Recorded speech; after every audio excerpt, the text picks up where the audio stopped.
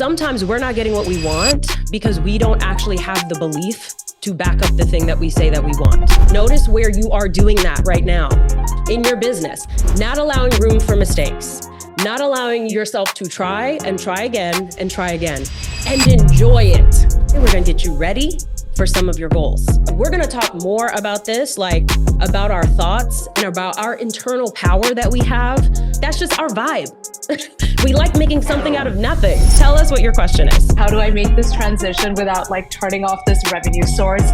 Don't come up with all the reasons why it's not gonna work. You're splitting your effort because of fear, and your fear causes the exact result that you don't want. I'm just kind of stuck at how best to create good offers. This is actually how I've created almost all of my offers. You want to make more money? You are in the right place. Welcome to the Hello 7 podcast. That's 7 as in 7 figures. I'm your host, Rachel Rodgers. Hello, and welcome to our first Golden Mastermind coaching call. I'm so excited. This is our road to ROI. We're going to get you ready for some of your goals, okay? And what you want to accomplish between now and the end of the year, and then also what you might want to accomplish by the end of next year. ROI, the Millionaire Summit, is back for the third time. It's happening in January 2025 for entrepreneurs that are looking to grow a 7-figure business and beyond. We'll have amazing speakers, incredible networking, lots of connection, community, and fun, and actionable steps that you can take to get a return on your investment in this amazing event. It's all happening January 15th through the 17th in Orange County, California, right outside of LA. So easy to fly to. And what's really special about this year is that we are including luxury accommodations with your ticket. That's right, you don't have to pay an extra fee for a hotel room. It's all included in your ticket. But these rooms will sell out and tickets are going fast. And the price goes up every week. So you will be rewarded for taking quick action. So make sure you go to hello7.co/ROI to get your ticket now. So here's what I want to talk to y'all about. I want to talk to you about this concept of faith and how it is connected to entrepreneurship, how it is connected to you getting what you want. Sometimes we're not getting what we want because we don't actually have the belief to back up the thing that we say that we want. So what we're putting out there is belief, and then we're immediately talking ourselves out of it. And so then we're sending mixed signals, and that's why we're getting mixed results. Who here can relate to that? Raise your hand or put in the chat some kind of confirmation if you are getting mixed results right now. If there's some wins, but there's also some losses. There's a Bible verse, I think it's Matthew 16:19. This is not, by the way, this is not to convert you. I'm just giving it to you as an example. And it says something along the lines of, if you have faith as small as a mustard seed, right? So anybody know mustard seeds are really, really tiny. Okay, so not a lot of faith. And you say to a mountain, move, and you will see that mountain move, right? I'm paraphrasing. It says something exact around that. And if anybody knows it, you can put it in the chat. So that is a quote that millions of people around the world have heard. And yet they don't believe that their faith is powerful enough to move a mountain, right? Whether you take it metaphorically and apply it to your business or the other mountains in your life, or I would even take it literally. Can I move this actual mountain, right? We don't have that kind of faith and belief, and that is why we're not seeing the results that we say we want. We say we want them, but we don't really want them because we're not bringing all of our thoughts, all of our belief, all of our faith in alignment with what we say that we want. And so let's practice doing that over these next couple of months as we approach ROI. And I want you to just notice where you have an idea that you're excited about for your business. You have an action step that you want to take. You have a move you want to make, a risk you want to take, whatever it is, right? You're excited about it, you're hype, and you're like, yes, I want to do this.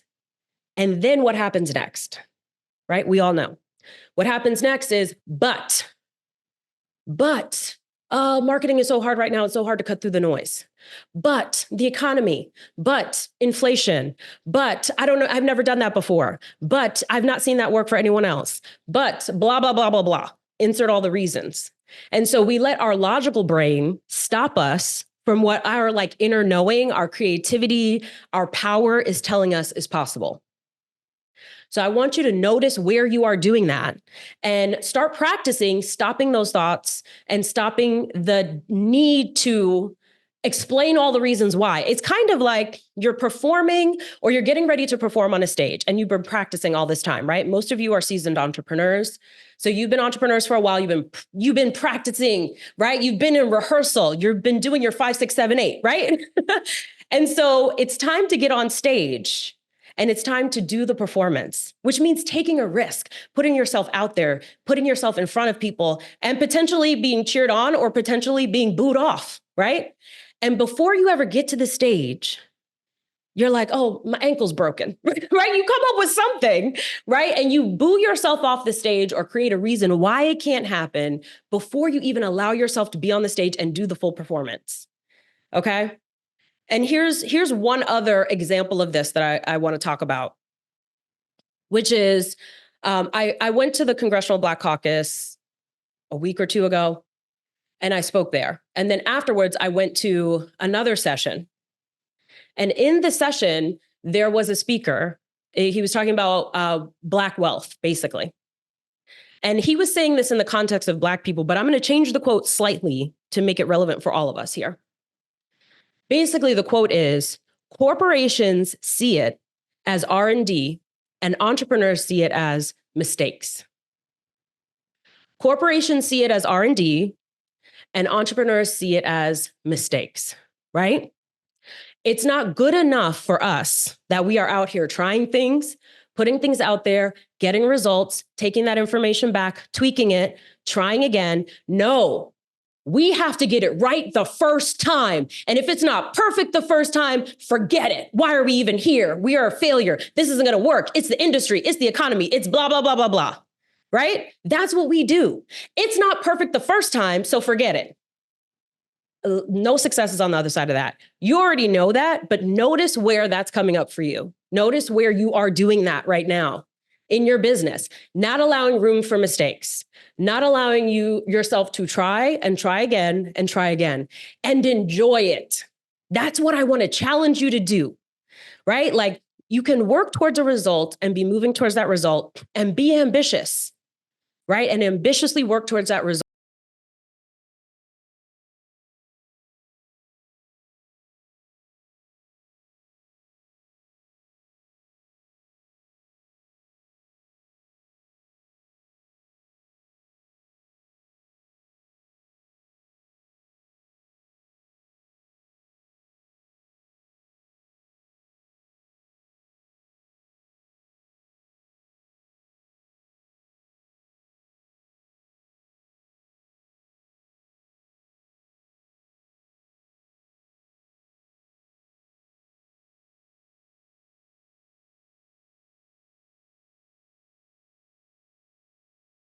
Also, acknowledge the things that might be in the way. So you might say, here's something that I want.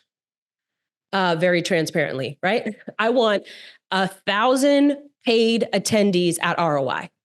Okay, that's what I really want. If we're going to talk about something I really want, that's one goal or one result that I really want, right? And I'm just like you, right? So as soon as I say that to myself, it follows with a, but, marketing is hard, or, we're selling X amount of tickets a week, or whatever excuses or reasons I have why maybe that can't happen, or what would make it challenging. And here is the key, right? Here's the key. I want 1,000 paid attendees at ROI. And not but, and there's challenges in our marketing strategy right now. Right? Like both can be true. And I'm not even saying that's what it is. This is just one of the thoughts that I'm using as an example, right? Oh, it's hard to cut through the noise right now because of the presidential election. Like that could be what it is. Instead of a but, I want 1,000 attendees, but marketing is hard right now. Therefore, why bother trying? Or it can be, I want 1,000 paid attendees at ROI. And marketing is challenging right now because of the presidential election taking up a lot of the attention. And I'm still getting those 1,000 attendees, right? Hold them together, right? Integrate whatever doubts you have into the thing that you want to make happen. Don't make it a, this is the reason why I can't. Make it a, this is true also. So how can I strategically move to still make it happen though, right? And how can I have so much belief that I know it's going to happen, and I'm just going to back up that knowing with some action? That's the energy that I want y'all to be in over these next couple of months and as we prepare for ROI. And we're going to talk more about this, like about our thoughts and about our internal power that we have to make things happen and to not make these things happen. I want you to really understand how much power you have through your thoughts, through your language, through your actions, through your beliefs, through the faith that you do or do not have. You have so much power than you think you do. And I want you to walk around in that power, knowing that you can make whatever it is that you want, whatever vision that you have, whatever ideas that you have, that you can make them happen, that they are possible, and that they will happen. The end, full stop. And then back that belief all the way up. That means, like, I have a new project that is a very expensive project, right? Another expensive project. Because it's not like I don't got other expensive projects that I'm already working on, right? But I have another expensive project. And yesterday I had a call with an expert that's helping me with it, because it's a new thing, a new industry, a new thing that I'm going into potentially, right? So he said to me, okay, so in order to investigate this, to see if it can do the things that you want it to do, to see if this particular thing that we're trying is going to work, right?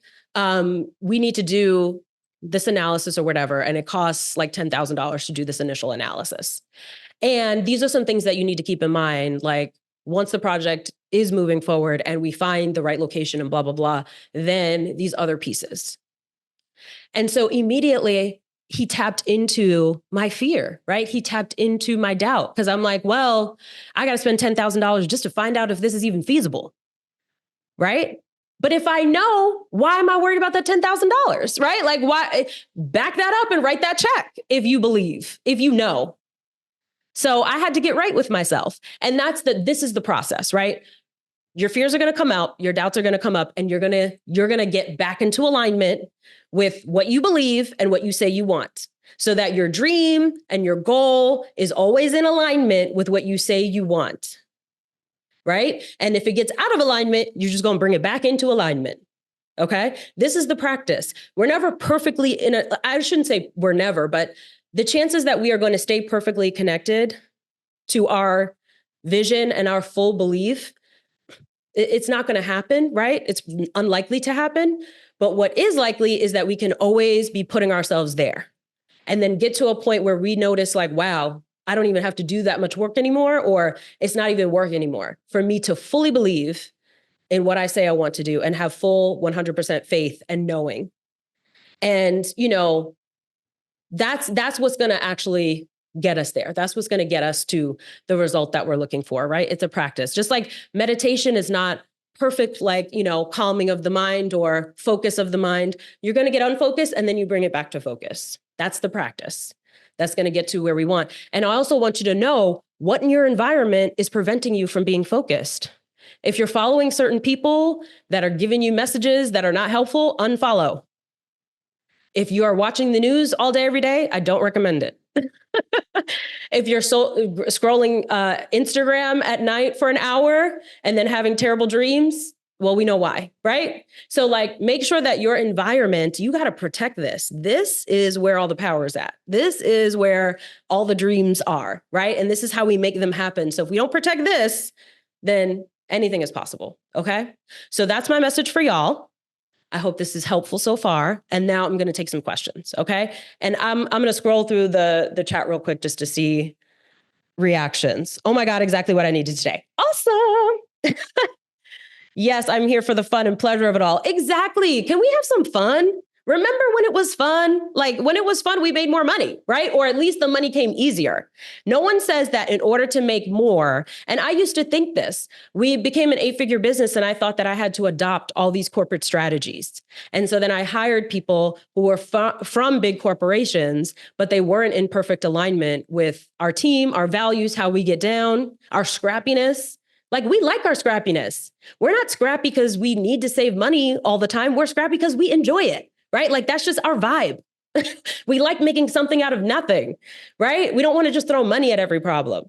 And so I hired all these corporate people thinking, oh, the adults are here, right? People who have 25 years of experience, blah, blah, blah. They're going to fix it. No, they're not. You know who's going to fix it? Me. I'm going to fix it. My leadership team that actually aligns with our values is going to fix it, right? Like we know how to solve this problem. We don't need all this outside help, right? We don't need someone to come in with their corporate style and change how we do things. We need to trust ourselves that we know how to do it the way we want to do it. All right, friends, here's the deal. We're dropping fire with our hot seat and guest coaching sessions on YouTube, all geared to help you make millions.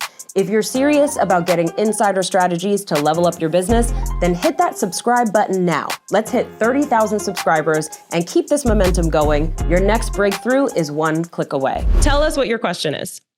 So I'm an attorney. We specialize in IP and corporate law, and we do flat fee packages, and it's going great. But recently, I've had this idea that I want to create more higher end packages.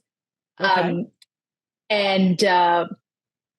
I'm just kind of stuck at how best to create these offers that would be good offers, and it would actually help our clients because we do that same amount of work.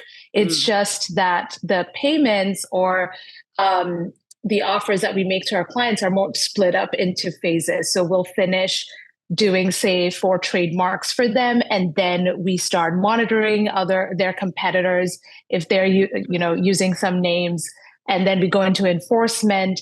So I was thinking if we could bundle this all up as a package and have different tiers, for example, 20K, 25K, 50K plus, that would be amazing.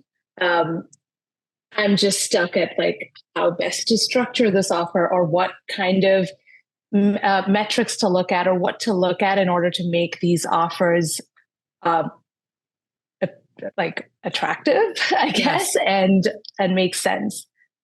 Okay. So, well, I mean, there's a process that I think is pretty simple, which is really looking at who is your ideal client, right? Who is the client that is buying the version of this that's ad hoc, right? What's that word that I'm looking for? I can come up with every other version of it. Ad hoc, per diem. But you know what I mean? Like they're buying all of this that you want to include in the package, but they're buying it one at a time, and you want them to buy it at once, right? Is that what I hear you saying?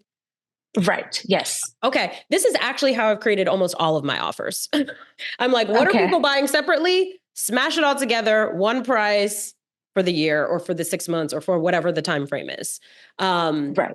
So that way you don't have this constant sales cycle where you're constantly having to sell something else that you know they need anyway. Just throw it all in and give it a price and make it work. So who are those ideal? Do you feel like the majority of your clients are buying all the things, or is it just one type of client that's buying the package, or like the one at a time, but what you would imagine from the package?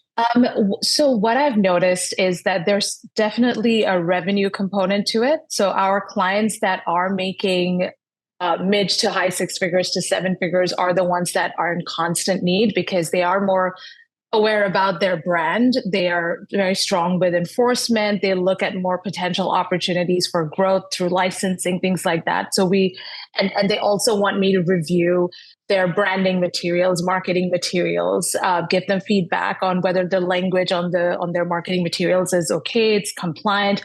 So I've noticed that more than industry type, it's the revenue level that is affecting these decisions for our clients.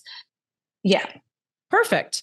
So that's a way you can package your ideal or, sort your ideal clients in any variety of ways, right? It could be by industry or it could be by revenue level. So if it's like people who Right. are making at least 500,000 and up, Mhm.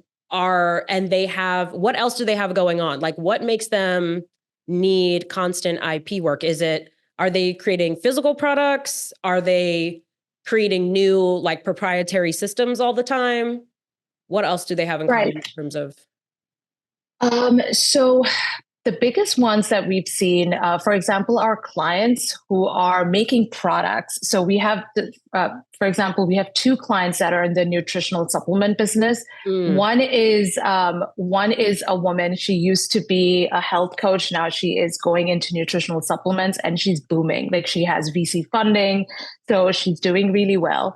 And it's that like they are developing a line of products, and at the same time their aim is to make sure that there is nothing similar out there in terms of the branding. So that's one thing we see. So they're constantly rolling out new products.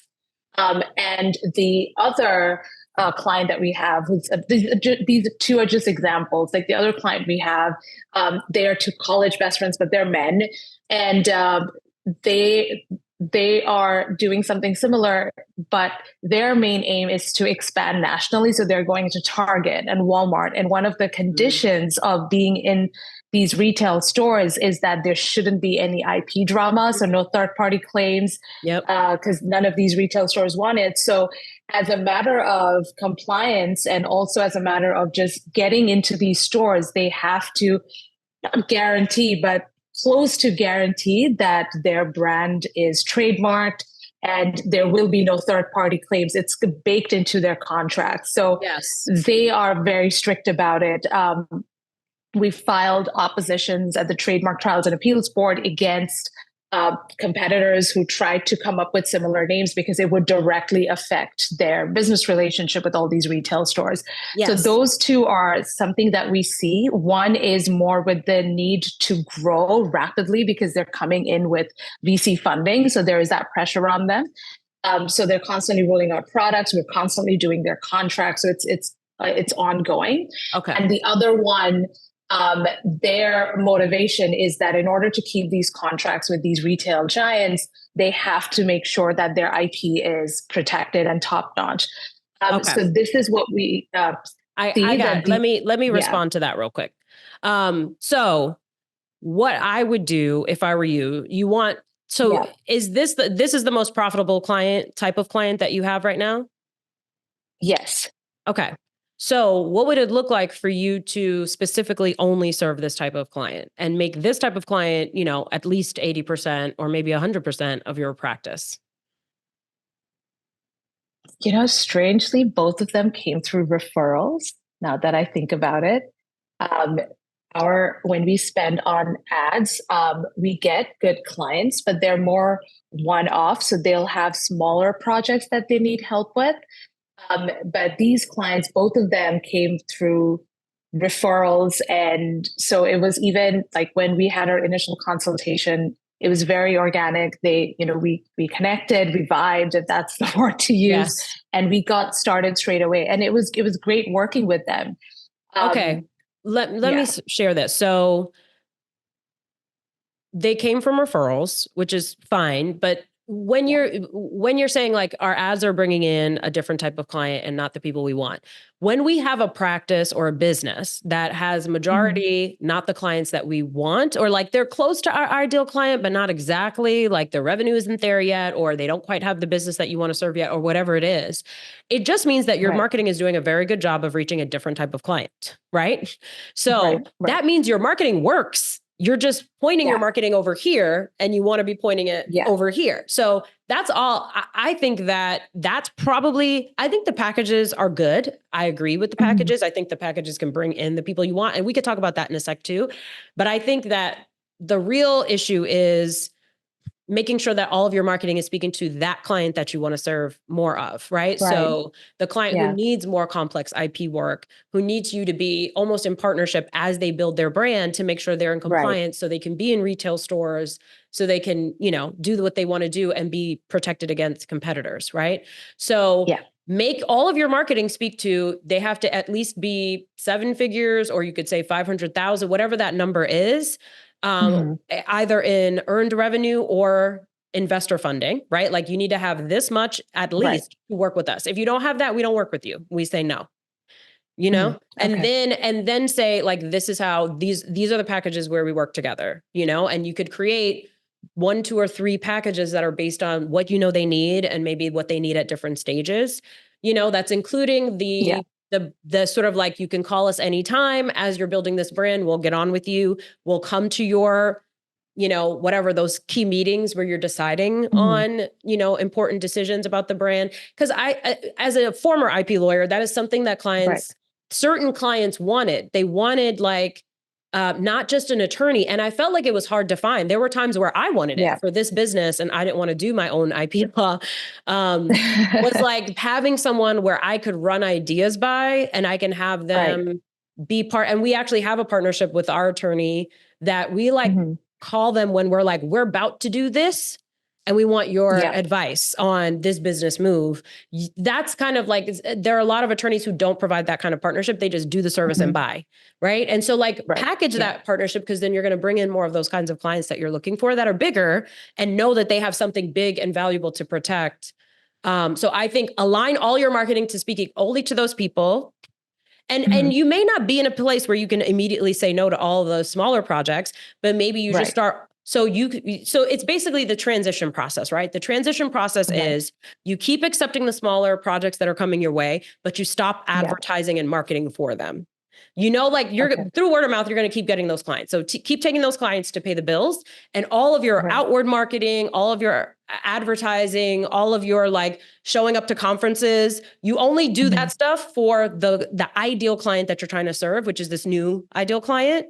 Like all of your efforts now go to bringing this client in. Stop talking to this one. This one's going to keep paying the bills in the meantime, but you're only going to be talking to this one. Make sense? Yeah. Yeah. Okay. No, that makes sense. Yeah. Awesome. And then I feel like the packages are going to be really easy once and it may take some time, but in a year from now, your business can be majority this client, right? But you have to put focused effort, energy, belief in that client. I'm talking to these people over here because otherwise they're going to keep coming, I like working with the smaller clients as well. They're also like, I guess I just enjoy the process of like working with like small businesses as well. And I was wondering if I could split the focus in a way where I train my team to handle, for example, consults that are more with these types of clients who are still in their early phases or even making 6 figures, but not hit that revenue point yet. And then for consults related to these types of clients that require more partnership, more strategy advice, that I'm the one that handles those consults. So, I'm not getting overwhelmed as well. Yes.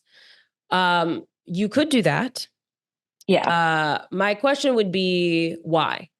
Why would you like if you want to serve this other client, they're more profitable, it's more exciting work. Why keep serving the client that's not as profitable?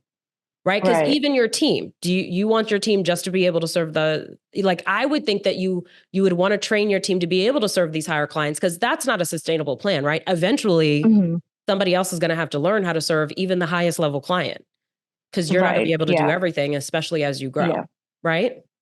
Yes. Yes. I think the fear that's creeping in is that, okay, how do I make this transition without blowing up my revenue source, which is the current, a lot of smaller projects. Like we have, when I say small, I mean that, our projects start usually around 2,500. So they're, about on an average, I think our lifespan for each client is, I can calculate, they're about 5 to 10K that each client will bring in. So it's still money coming in, and that's, I think, like that's the fear, is like, oh, okay, how do I make this transition without like turning off this revenue source and Yes. like putting a lot of pressure on the finances? Yeah. To be fair, I did just tell you how to do it. Yes, that's true. Which is wind one down and wind one up. And Yeah. you're doing the exact thing that we talked about at the beginning, right? Which is, okay, this is normal, but don't come up with all the reasons why it's not going to work, right? Because you just said, what you just said was our clients, the smaller projects come in and they're on average 2,500. How would you feel if you were talking to someone about your business and you were saying, oh, the smallest projects that we take are 25,000? Oh, that would be amazing.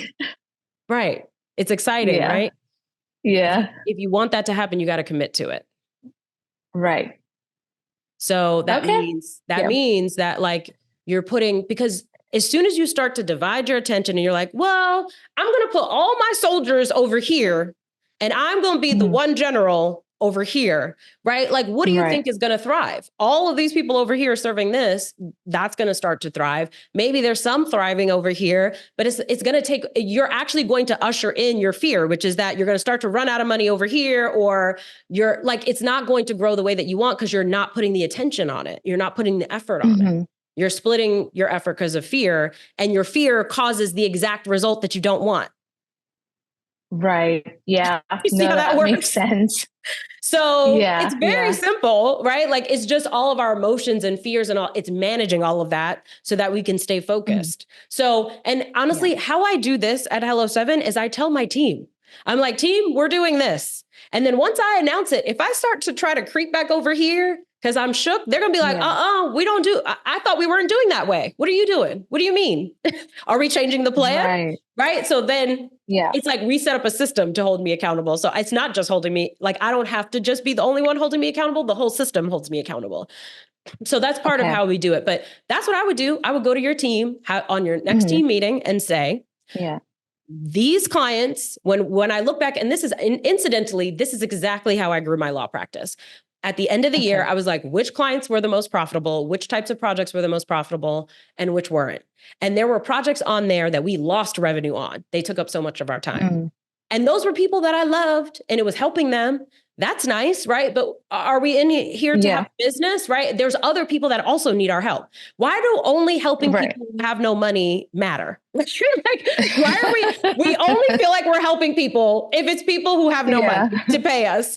People who have money to pay us, they don't need help. You know what I mean? It's like, no, there are humans that need help too, right? And we can help each other. And the way this actually works to actually be sustainable, you build the business with the people who can pay you $25,000 to $100,000 based on those packages. And then when you're rolling in it and have all these profits and now have all these partnerships with businesses, just think about the long game here. These businesses that are making $1 million now are going to be 50 million, $1 billion businesses later, right? Right. So now that's setting you up to have those clients later. You know how many, like this is a great example of this is like in the celebrity world, the people, like the publicists, like Beyonce's publicist has been her publicist since before Destiny's Child was even a thing.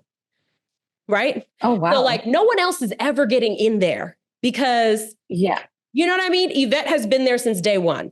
That's what you get to be with this bigger play, right? It's not only serves you now, but it also serves you in the long run because now you're in that key instrumental spot as these companies grow and scale. Right. And then you'll have bigger and bigger clients as you help them scale with the IP and brand advice that you're giving. Right. And then you're in a position where you have partnerships with these companies. Right. And your profit is booming. Now you could create a nonprofit to serve smaller entrepreneurs. Right. Now you could have a monthly clinic that your team does to give back and like offer services for free or offer services at a discount. Right. Like now you could really have a big impact. We sometimes try to give before we even have. Listen, stop trying to give when you have nothing yet. You know what I'm saying? You don't have enough for you yet, but you already try to give, girl, right? That's true. Let's get enough, right? Let's have some patience. Yeah. We will be able to help and give back in huge ways if we will allow ourselves to help ourselves first So we can flourish. Yeah. And then from that flourishing and from that overflow, we can actually give a lot more. Make sense? Yes. Okay. I'm like really excited. Awesome. I'm going to talk to my team. Yes. Thank you. Awesome. I love it. Yeah. And thank you, everybody, for our first Golden Mastermind call. I hope it was helpful for you. And feel free to like email us in and let us know your feedback, your thoughts. I'm so excited. And by the next time, it will probably be revealed who the speakers are and who you're going to be seeing at the Golden Mastermind. I'm very excited about what we have planned for that day, and then for all of ROI too. So we can reveal that before the next one. All right, go forth and conquer and have faith. I'll see y'all later. Bye. All right, y'all, that's a wrap for today. I hope you're fired up and ready to make some serious moves. Remember, you've got the power to earn more, work less, and build a life that's rich in every way. But none of that happens without action. So get out there, make it happen, and keep pushing for those $1 million moves. And listen, if today's episode lit a fire under you, hit that subscribe button, drop a review, and share this with your crew. Let's spread this message far and wide and keep leveling up together. Until next time, keep it real and keep it rich. You want to make more money? You are in the right place. Welcome to the Hello 7 podcast. That's 7 as in 7 figures. I'm your host, Rachel Rodgers.